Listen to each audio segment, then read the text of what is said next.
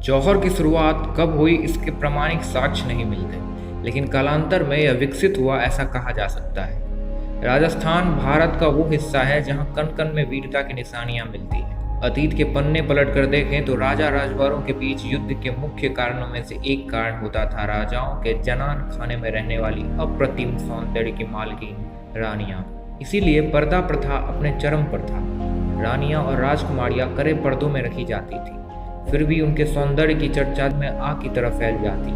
दुश्मन राजा को जब ये भनक लगती कि अमुक राजा की रानी बहुत सुंदर है, तो वह पूरे लाव लश्कर के साथ उस राज्य पर चढ़ाई कर देता। भीषण युद्ध होता, सैकड़ों लोग मारे जाते। जीत जाने पर जब हमलावर राजा रानी को हासिल करने जनान खाने तक पहुंचता, उससे पहले ही रानियां जहर खाकर अपने प्राण त्याग देती। खूनी संघर्ष के बाद जब हमलावर राजा रानी को मरा हुआ पाता तो गुस्से से पागल हो जाता और रानी के मृत शरीर के साथ क्रूरता करता। क्रोध की अंधी ज्वाला में पागल आक्रमणकारी राजा उनके मृत शरीर के नाक कान काट डालता।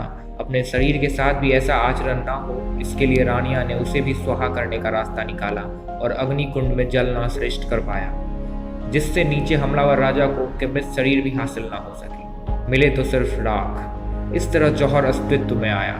अलाउद्दीन खिलजी की बुरी नजर से बचने के लिए रानी पद्मावती ने 16,000 राजपूत वीरांगनाओं के साथ चित्तौड़ के किले में 1305 ईस्वी में जौहर किया। आज भी इस स्थान के नजदीक पहुंचकर रोंगटे खड़े हो जाते हैं। जौहर परंपरा से जुड़े कई किस्से हमें राजस्थान में सुनने को मिलता है। जौहर की दास्तां यहाँ के लोग बताते हैं कि जौहर करना कोई आसान काम नहीं है। अपने जीवित शरीर को अग्निकुंड के हवाले करने के लिए जिगर चाहिए। राजपूत धरती की वीरांगना रानियों की दासियां भी कम वीर नहीं होती थी, पर जनान खाने की हर रानी पद्मावती जितनी वीरांगना नहीं होती थी। जौहर का डर रूह तक झंझोड़ने वाला होता था। एक एक दासी पल पल की खबर लेकर आती थी कि दुश्मन किले की सीमा के कितने नजदीक आ पहुंचा है। वे कहती, रानी से आगे बढ़िए, दुश्मन जनान खाने की सीमा तक पहुंच गया है।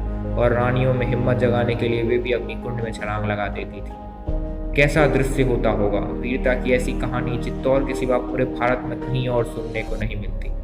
भारत के अब तक इतिहास में रानी पद्मावती का जौहर सबसे बड़ा जौहर माना जाता है। जौहर कब शुरू हुआ इसकी सही तारीख तो पता नहीं, लेकिन इतिहास के जानकारों और उस समय के कुछ साक्ष्यों के अनुसार यह प्रथा 13वीं शताब्दी में अस्तित्व में आई, जब भारत पर मंगोलों ने आक्रमण किया।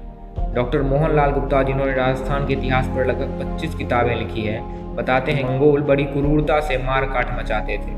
उनके मुताबिक जब मंगोलों के कदम राजस्थान की ओर बढ़े तो राजपूत राजाओं ने बड़ी बहादुरी से उनका सामना किया, लेकिन मंगोल टिड्डी दल की तरह आक्रमण करते थे, इसलिए उनसे जीतना आसान न था। ऐसे में पराजय की स्थिति नजदीक होने पर राजपूत अपनी असीमता की रक्षा के लिए 3 परंपराएं निभाते थे, साका, केसरिया और जौहर, जिसमें जौहर सबसे पहले किया जाने वाला अनुष्ठान था, जिससे किले में रहने वाली हर स्त्री अपनी असीमता की रक्षा के लिए आग में कूदकर अपनी जान दे देती थी।